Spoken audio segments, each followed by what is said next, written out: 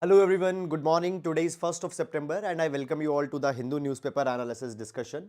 Guys, let's start with the video. In the video, we are going to take up entire analysis of Hindu newspaper, all articles along with the background and way forward we will take up in this video. And I would also like to tell you that you can download synoptic notes of this session from our Telegram channel. Link for Telegram is given in description box in YouTube.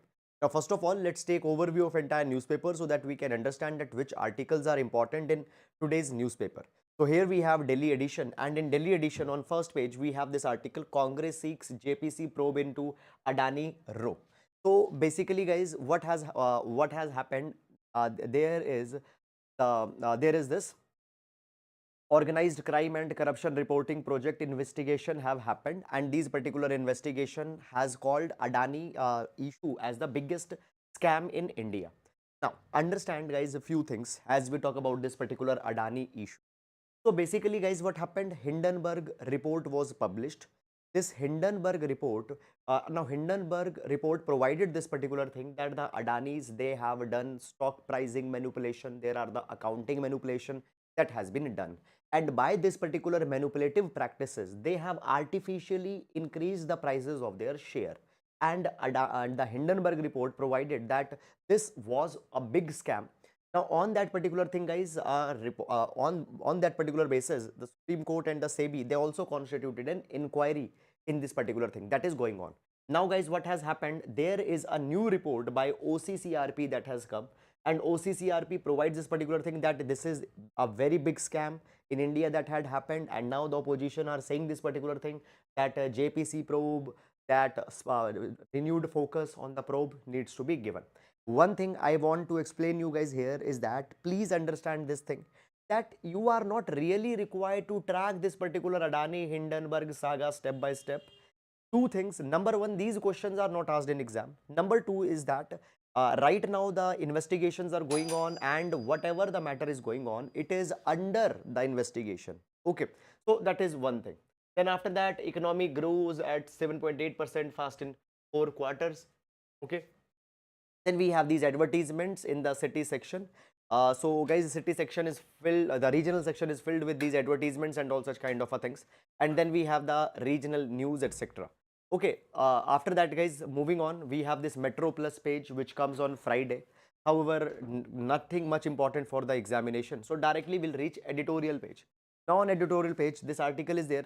A progressive UCC must protect the child's best interest. I will tell you that what is to be seen and not. Fine.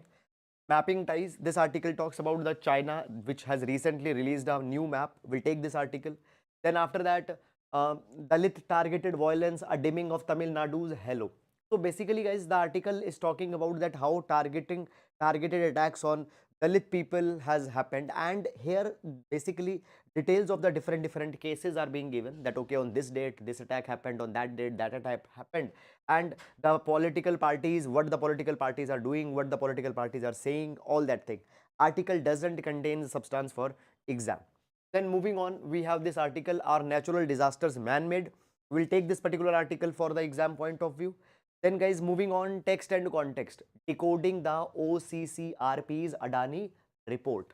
Okay, so basically guys, what has happened, this, so an investigation has been carried by, I told you while we were taking a page number 1, that investigation has been carried by organized crime and corruption reporting project, and they provide this particular thing that two Mauritius based funds, okay, they have invested in Adani between 2013 and 2018. Now what was the vested interest, what was the commercial arrangement behind that? Something is fishy, something is there which doesn't checks all the check boxes. So they say that there are some irregularities, and this is the biggest scam that has happened in independent India. Now understand this particular thing guys, that they here the details of the report, etc. has been provided, okay, and the Supreme Court ordered investigation is already ongoing. Now one thing is that guys, please, you are not required to go and follow this particular investigation. Now understand this particular thing. Here in this particular session, I am concerned for the exam specific content, and for that exam specific content, nothing important has been given. I told you investigation is still going on. One more thing is that now on YouTube, many channels will make 1 hour video, and there will do the PhD analysis of this particular report and all such kind of things. If you have interest, you can watch it, but for exam, please don't go too much in that detail. Okay. Then moving on, text and context, Malayalam film industry, no dearth of committee, but concrete action missing. This is a Limelight article. So article talks about the Malayalam film industry. Fine. Again, then we have this article, Chinese President Xi yet to confirm presence at G20 summit. So guys, G20 summit is going to be held on 9th and 10th September in Delhi. So whether the Xi Jinping will be coming there or not, earlier there were the speculations that he might not come. Okay, but the reports had said that he might not come. But up till now, there is no clarity on that particular thing. Okay. Then further moving on, after that, 5 more killed in Manipur. Okay, nothing much important. Special session of Parliament from September 18 to 20, from 18 to 22nd of the September. Okay. Then moving on, guys, in this particular direction, India sees the lowest August rainfall in century. IMD will take this particular article. Then Assam-based oncologist Ravi Kannan wins 2023 Raman Magsaysay Award. Okay. Then further, coming to world page, 70 killed in fire at illegal housing block in South Africa. After India, Philippines, Malaysia and Indonesia protest China's map. We'll take this particular development when we'll take the editorial article. Then after that, we have here these tenders, and then on business page, we have that Adani share has fallen again because of this OCCRP report that has come. And then we have these other corporate trends, Royal Enfield, etc. Here we have an article talking about ONDC. We'll take what the ONDC is all about, and then we have the sports page. Okay. Now guys, this is overview of newspaper, and now let's discuss relevant articles, but telling you in advance that today we don't have much articles. Okay. In text and context also, technically we don't have articles, and then other pages also much articles are not there. Okay. So let's discuss them one by one in detail. So in every class, we start with the GS quotation. Today we'll take the quotation from Benjamin Franklin. Today we'll take quotation from Benjamin Franklin. So Benjamin Franklin says, justice will not be served until those who are justice will not be served until those who are unaffected are as outraged as those who are. Now see, when there is injustice in society, the people who have received injustice, these people will come out, will protest, and will talk about restoring justice. But what about people who are not affected? The people who are unaffected, they often don't come, they don't protest. So in society, true justice will only come when both the people who are affected and even the people who are not affected, they also come forward. So when the people who are not affected, they will also feel the pinch, they will also feel misery of acts of injustice. When they will come out, then only true justice will happen. Okay, so this is the only way to bring true justice in society. That is about it. Now moving on to next to first article for today. So first article we are taking directly from editorial section, mapping ties. Now first of all, let me give you some basic understanding of this particular article, and then we'll go in little bit of detail in this. So basically guys, what has happened since 2020? Since 2020, India-China relations are not doing good. And partly we see this particular thing that India-China relations have got declined because as rise of China is happening, India-China relations have declined. And we see this particular thing that the China is looking to be a regional hegemon. And in order to be regional hegemon, China is developing manufacturing these disputes with India. So on line of actual control, there are so many Chinese incursions that have happened post 2020. There was Galwan Valley incident that happened when in Galwan Valley, dispute between India and China got carried. Now what has happened, China doesn't want to resolve the issue. Few days back, Prime Minister of India and Xi Jinping, they met in Johannesburg on sidelines of BRICS summit. And now after that, what China has done? China has issued new map. China has issued new map of China. And in this particular map, what China has done? China has shown entire Arunachal Pradesh, entire Aksai Chin, as well as South China Sea as part of Chinese territory. Now, when we talk about Arunachal Pradesh is a territory of India. India has a sovereignty on Arunachal Pradesh. Okay, fine. Now, point is that what China is doing, China is actually showing Indian territories. China is showing Indian territories in Chinese map. Moreover, when we talk about South China Sea, in South China Sea also China has staked its own claim. And for that particular thing, Malaysia and Philippines, particularly for South China Sea, they have protested. Even United Nation Convention on Law of Seas, UN clause. UN clause provides this particular thing that as per the international law, China cannot claim entire South China Sea, but China has said that historically we own South China Sea. So by this particular thing, what has happened? China has again created a new irritant. Moreover, it has also been provided. I told you, report came that Xi Jinping might skip the G20 summit that is going to be held in New Delhi next week. So it shows that summit level talks are not happening. It shows that new disputes are emerging, and old disputes have not even resolved now. So all these particular things shows that China is not ready to solve dispute with India. Now, understand this particular thing that as India reported protest against this Chinese new map, China says that it is a standard practice of China to issue new map, and as a part of standard map, Arunachal Pradesh, Aksai Chan, they were always part of China. And China says that India is making unnecessary scene, India is unnecessarily complicating this particular situation. But when we talk about 2019 incident, now what is this 2019 incident? You might be knowing that in 2019, India did internal adjustment, section 3, article 370. Article 370 got diluted, and Jammu and Kashmir, which had considerable autonomy, Jammu and Kashmir's status got diluted, and now they have been made on par with the other Indian territories. So Jammu and Kashmir reorganization happened in 2019. Now here if you see, Jammu and Kashmir and Ladakh were created new union territory. It is purely India's internal restructuring. But at that point of a time, China issued very strong statements, and China also started discussion at United Nations Security Council, saying this particular thing that India has done wrong. Though India did not brought any external map, external outline of India did not got changed. It was purely an internal change that happened, but still China created so much of problem. But now China is showing Indian territories as a part of China, and when India is lodging the protest, China is saying that India is unnecessarily complicating the situation. Now, one more thing, guys, here I want to tell you that Chinese, we see this particular thing that the China, Xi Jinping, he might not be coming to G20. Now, these summits have always played a very important role where tensions between countries can be reduced. And here I want to give you a from special reference from the BRICS summit. BRICS summit of 2017. Now, in 2017, Doklam standoff between India and China was going on.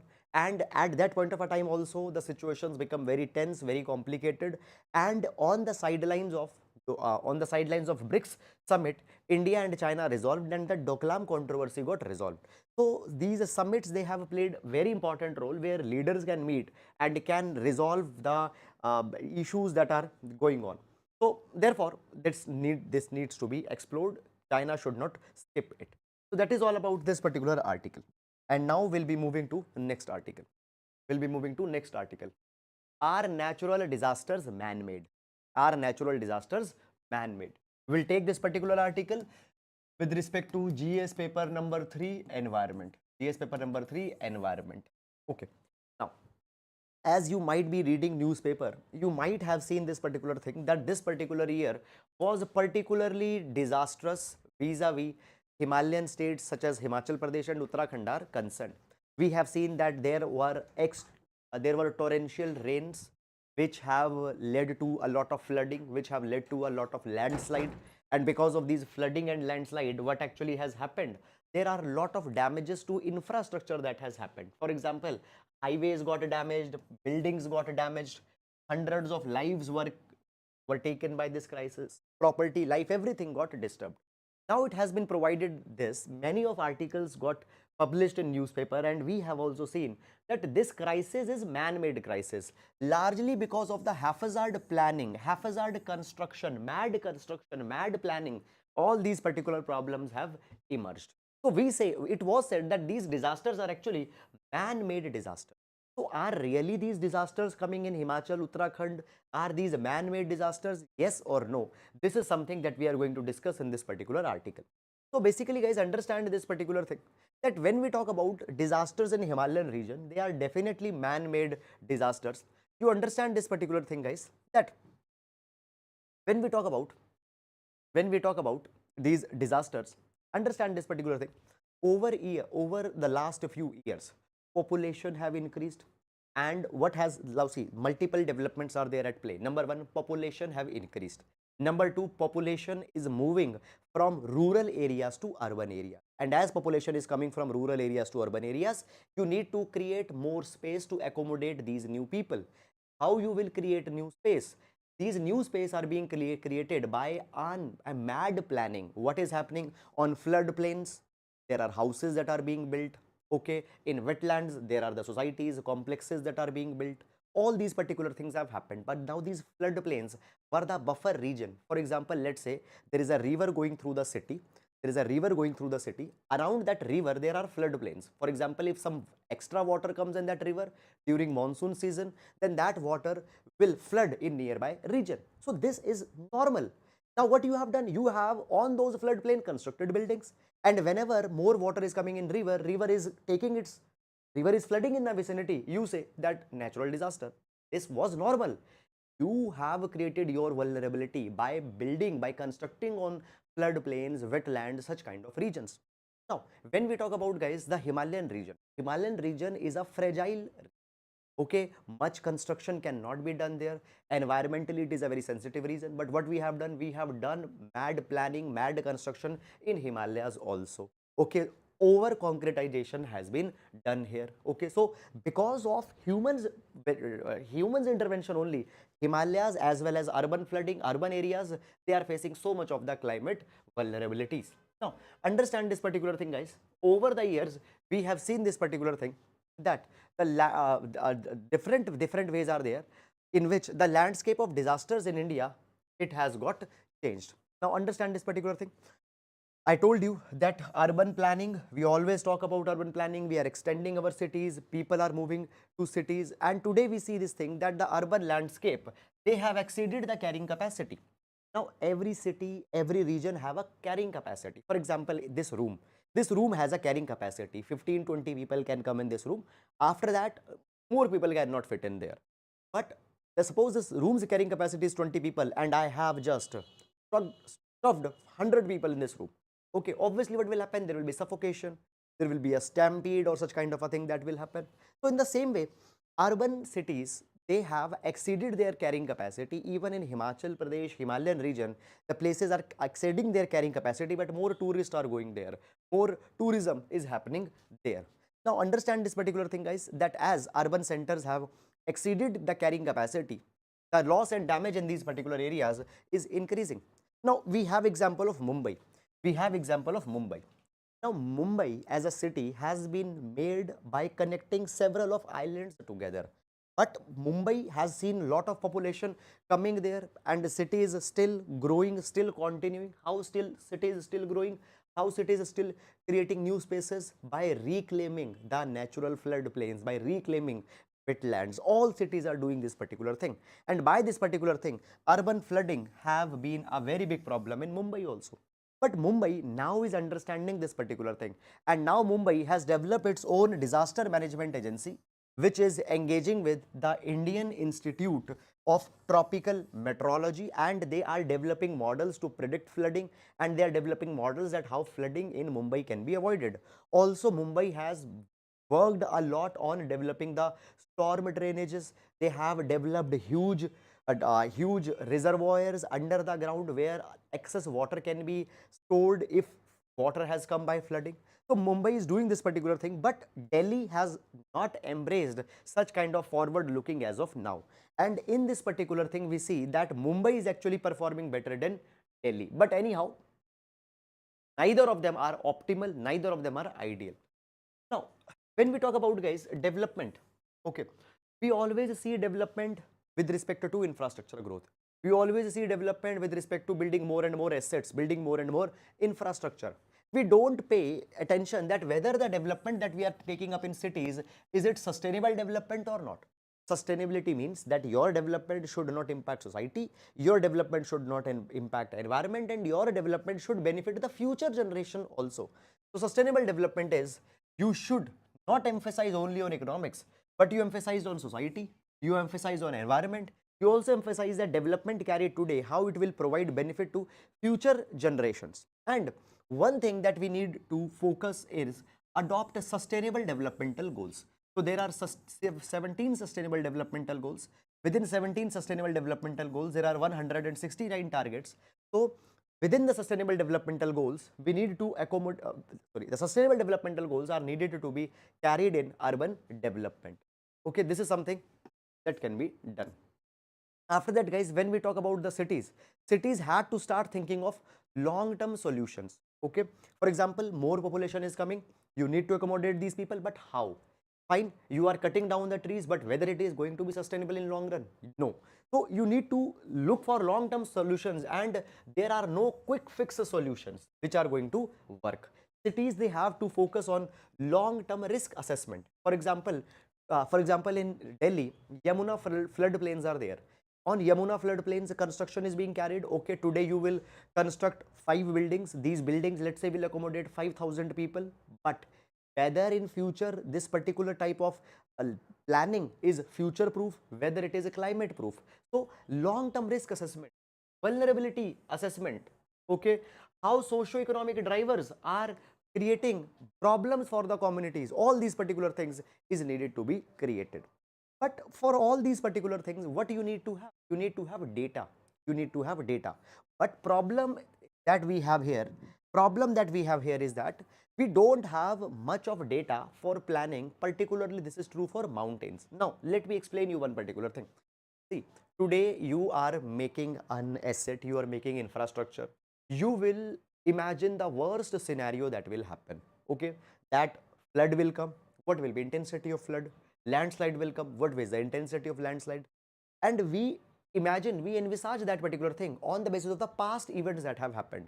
But it is not a guarantee that crisis of a bigger proportion will not come in future. The point is that we prepare on the basis of what has happened in the past, but future might be even more uncertain. So we need to have we need to see past data, and on the basis of that past data, we need to predict what can be there in future, and then infrastructure is to be developed.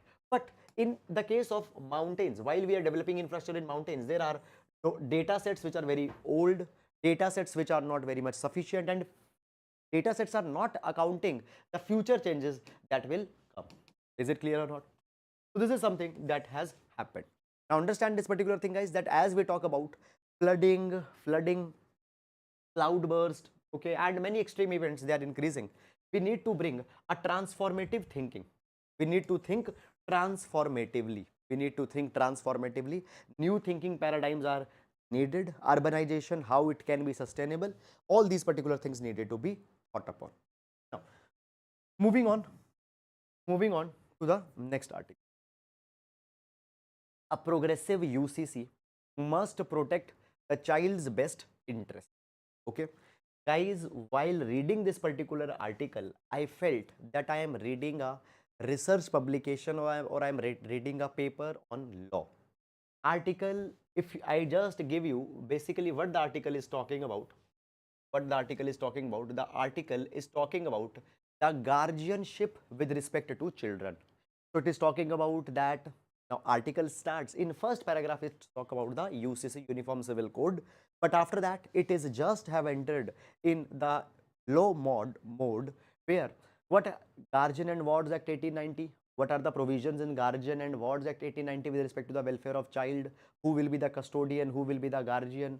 Okay, then after that, custody, how Islamic law provides for the provision for custody. Fine, what is provided in the Hanafi school of Islamic law with respect to custody. Okay, all these particular things, and then judgments, etc., that have come, it has been provided. Now understand this particular thing, guys. Article for exam point doesn't provide so much of a substance. It is going in too much of legal nitty-gritties, particularly nitty-gritties of the civil law, and then some provisions of criminal law also, such as the POXO, etc. For exam, much important substance is not given in this particular article, but guys, UCC is an important topic. Why? Because in last 1 year there have multiple demands for UCC, and now a special session will also be conducted in parliament, which will also be taking up the matter of UCC, Uniform Civil Code. So here the article that I have given you here, it is talking about UCC, which is a relevant topic. The article doesn't contain much of a relevant substance. Okay. Now, when we talk about the UCC, what does the UCC means? UCC, Uniform Civil Code. Now, as we talk about India, guys, see, there are the criminal laws and there are the civil laws. Criminal laws are uniform for everyone. Murder, same punishment for A religion, B religion. Rape, same punishment for A religion, B religion. Criminal law are uniformly applied on everyone, but civil laws are not uniformly applied. When we talk about the civil laws, we have within the civil laws, when we talk about the personal civil laws, we have marriage, adoption, divorce, and inheritance. These four subjects are carried under the personal law. Now, different communities have been given the right that as per their own religious beliefs, as per their own religious practices, they can have their own civil laws. For example, when we talk about marriage, if you talk about marriage, for example, within Islam, Islam provides that women can marry once they attain puberty, that is around 14-15 years of age. So under Islam, women after 14-15 years of age, they can be married. But Prohibition of Child Marriage Act provides that women cannot be married before 18. But in Islam, personal civil law is allowing that, and they are doing that particular thing. Divorce, okay, triple talaq was there, instant triple talaq was there in Islam. It got removed after the Muslim Women Act of 2019. But still one more type of a triple talaq is there, that is triple talaq. Now understand this thing. There was one instant triple talaq, okay, talaq-e biddat, okay, and then there is a triple talaq, talaq-e hasan. Talaq-e hasan is still continuing. Talaq-e biddat, instant triple talaq has got removed. Okay. So in matters of inheritance, adoption, divorce, different communities, different laws that they have. Uniform Civil Code will remove all of them, and there will be standard provision for marriage, adoption, divorce, inheritance. Every community has to follow that. And the demand for UCC have been raised in last 1 year multiple number of times. Now, when we talk about the constitution, within constitution we have article number 44. And Article 44 provides that the state should attempt to secure a uniform civil code throughout the territory of India for all the people. Now, when constitution was being framed, at that point of a time, different people who were there in the Constituent Assembly, they have provided different viewpoints on UCC. For example, there was a member of Constituent Assembly, Naziruddin Ahmed. Now, Naziruddin Ahmed provided that UCC is not desirable. He said that UCC would come in way. Coming in way means it will become an obstruction. UCC will come in way of Article 25, which guarantees the right of freedom of religion. Now, see this particular thing. He provided that many of the civil practices of marriage, adoption, divorce, they flow from religion. And for religion, you are giving freedom of religion. So, UCC will obstruct the implementation of Article 25. So, UCC is not desirable. Then another member of Constituent Assembly, Mr. K.M. Munshi, he said this particular thing, that UCC, he rejected that UCC would go against freedom of religion.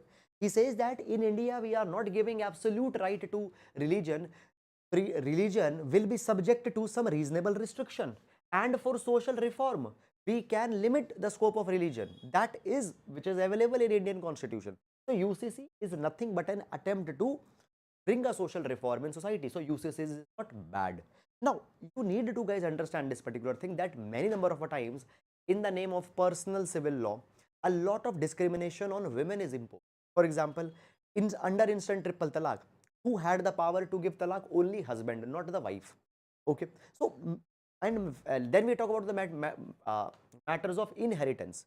In inheritance, often lot of discrimination is imposed on women. Okay. So, when we talk about the present civil laws, they are often discriminatory on women, and UCC will resolve that particular thing. Now, Dr. B.R. Ambedkar in Constituent Assembly, he provided this particular thing, that UCC should remain purely voluntary. Fine. UCC is good, UCC is desirable, but we cannot impose UCC on anyone. It needs to be purely voluntary. Okay, this is the way in which the issues have happened. And when we talk about the personal laws, The personal laws are placed in entry 5 of concurrent list, means both state as well as center can make law on that.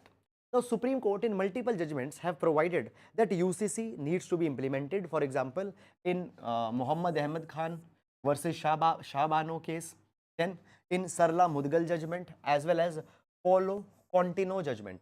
In these judgments, Supreme Court has provided that UCC should be brought. Now, understand guys, that as UCC is there, obviously UCC will have some positives. For example, by bringing UCC, a kind of an equality between different religions will come. Gender exploitation that is happening, it will get reduced. But at the same time, UCC has been controversial also. For example, it is said that it will create a notion that government is trying to bring the Hinduization. Right now the climate of mistrust is going on. It might be assumed that in name of UCC, Hindu traditions are being imposed on people. That might happen. And Law Commission in 2018 Law Commission, when it submitted its report, it provided that a unified nation does not necessarily need uniformity. And they said that UCC is neither desirable, UCC is neither a compulsion at this stage.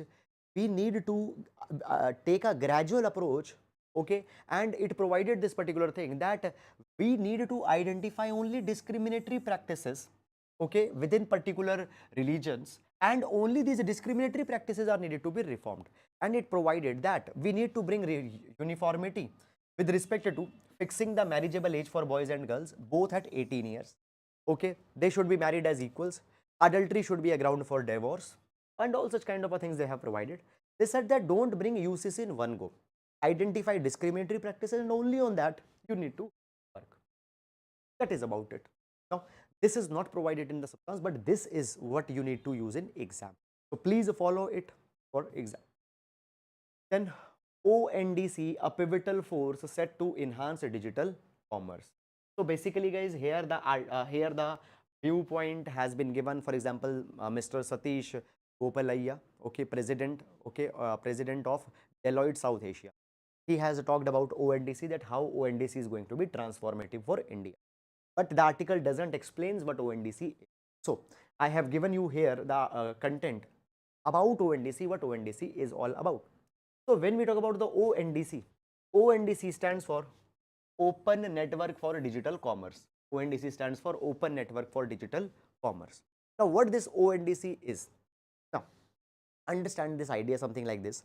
Suppose, guys, let's take the example. Suppose I am a seller of pen. I sell pen. Okay. Today I want to sell pen online. What I can do? I can go on Amazon. I can go on Flipkart, and I can list my pen there. Okay. Suppose this pen is 10 rupees. I have to give commission to Amazon and Flipkart. For example, they are charging, let's say, 30% commission. So 30% commission I have to give to Amazon as well as Flipkart. Suppose there is one more platform, XYZ platform. This platform says that, okay, you come and you sell a pen on our platform. We will charge you just 5% commission.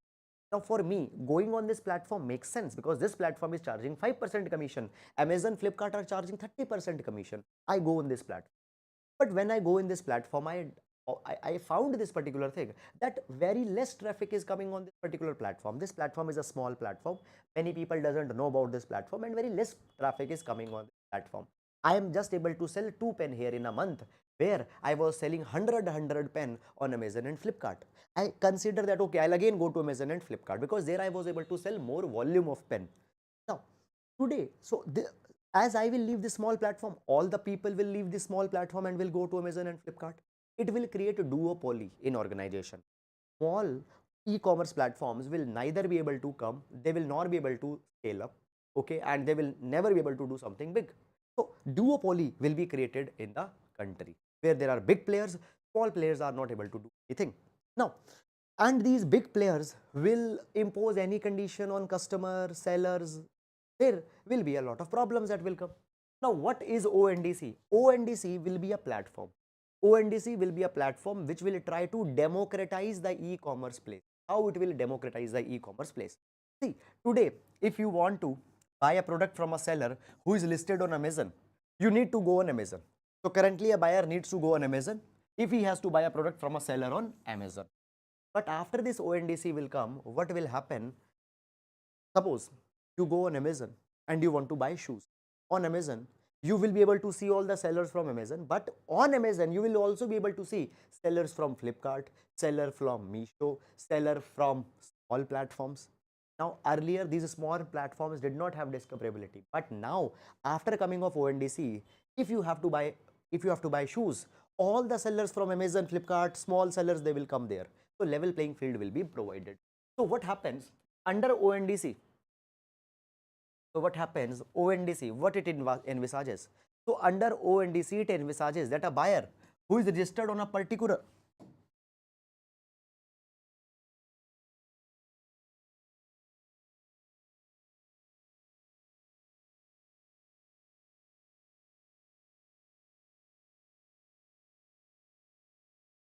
okay.